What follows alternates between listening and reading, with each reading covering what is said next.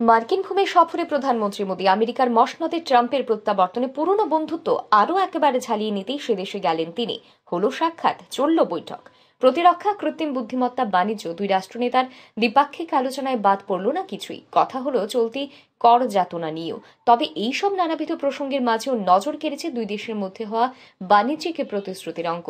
বৃহস্পতিবার দ্বিপাক্ষিক বৈঠক থেকে 2030 সালের মধ্যে ভারত আমেরিকার বাণিজ্য দ্বিগুণ করার প্রতিশ্রুতি দিয়েছেন দুই রাষ্ট্রনেতা।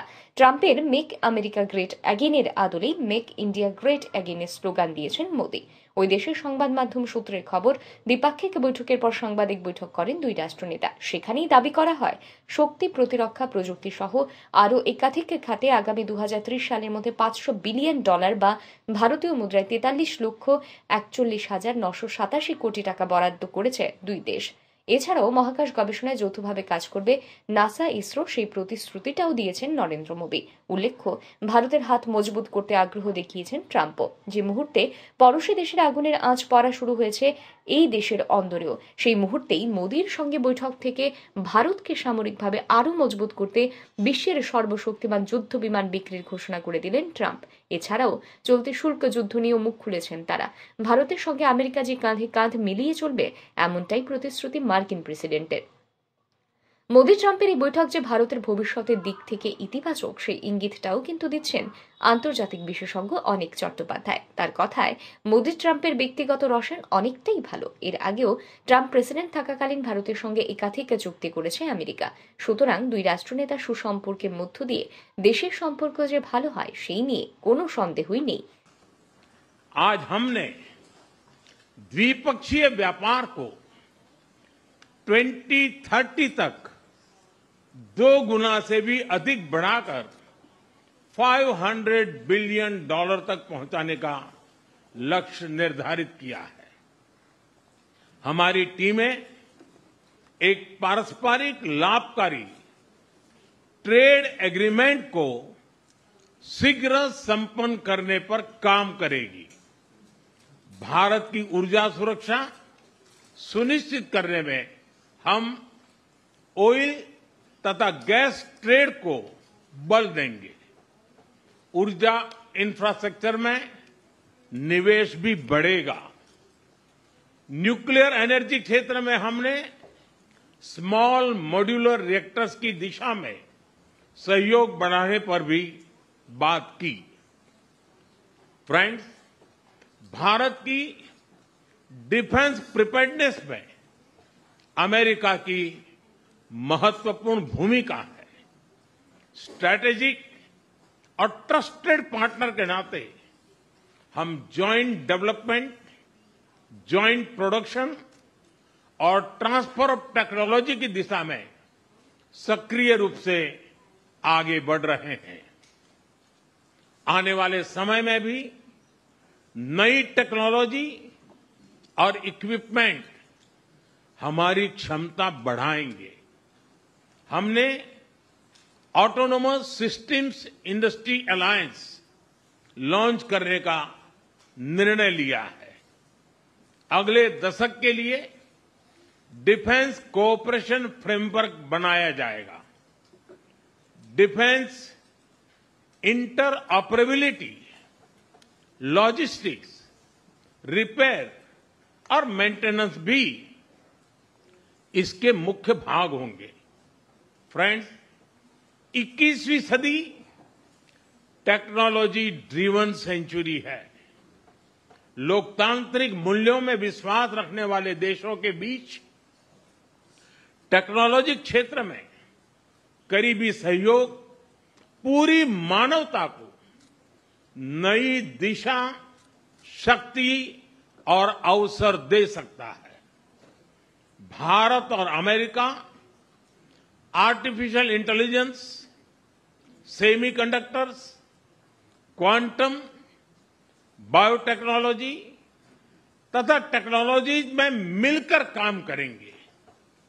आज हमने ट्रस्ट यानी transforming relationship utilizing strategic technology, उस पर सहमति बनाई है। इसके अंतर्गत क्रिटिकल मिनरल, एडवांस मटेरियल और फार्मास्यूटिकल की मजबूत सप्लाई चेन्स बनाने पर बल दिया जाएगा। लिथियम और रेयर अर्थ जैसे स्ट्रेटेजिक मिनरल के लिए रिकवरी और प्रोसेसिंग इनिशिएटिव्स लॉन्च करने का भी निर्णय लिया है। स्पेस के क्षेत्र में अमेरिका से हमारा करीबी सहयोग रहा है।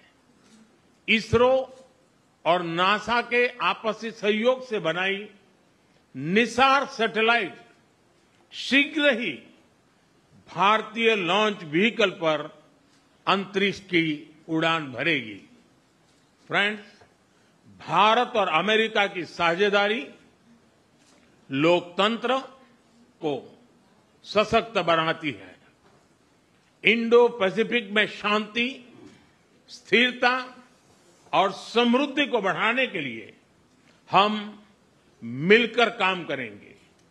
इसमें क्वाड की विशेष भूमिका होगी।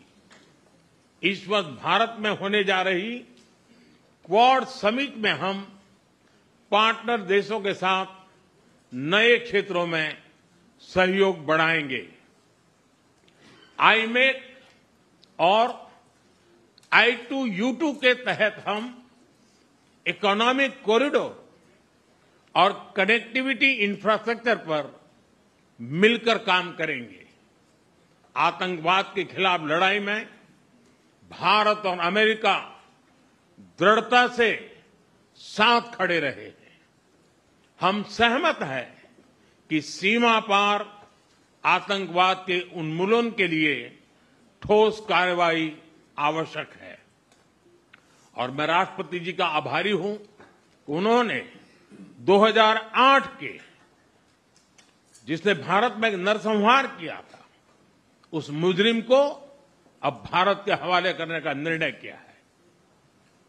भारत की अदालतें उचित कार्यवाही करेंगी।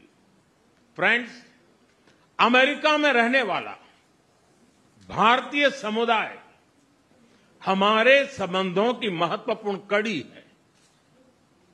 हमारे पीपल टू पीपल टाइज को और गहरा करने के लिए हम शीघ्र ही लॉस एंजलिस और बोस्टन में भारत के नए कॉन्सुलेट खोलेंगे।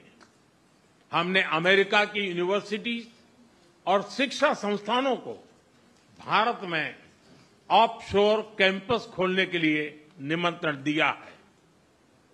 राष्ट्रपति ट्रंप आपकी मित्रता और भारत के लिए दृढ़ प्रतिबद्धता के लिए मैं आपका आभार व्यक्त करता हूं। भारत के लोग तो 2020 की आपकी यात्रा को आज भी याद करते हैं और उम्मीद करते हैं कि राष्ट्रपति ट्रंप एक बार फिर उनके पास आएंगे।